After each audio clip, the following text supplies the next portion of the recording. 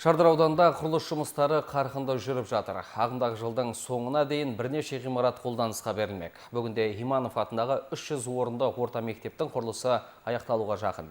Бұйыртса нысан биылғы жаңа оқу жылына ел игілігіне беріледі деп жоспарлануда. Бұдан басқа қала ішін көркейту бойынша бірқатар жоспарлар жасалып, тиісті жұмыстар атқарылып жатыр.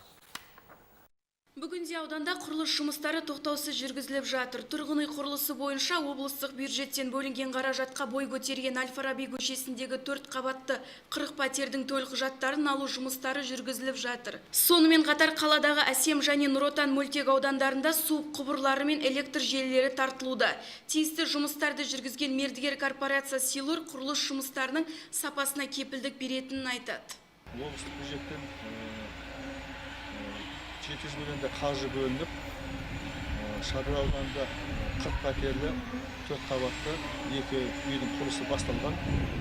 Соның біреуі бүгінгі таңға дайын, екіншісі тамыз айында табысты бітеді деген жоспарлап отырмыз.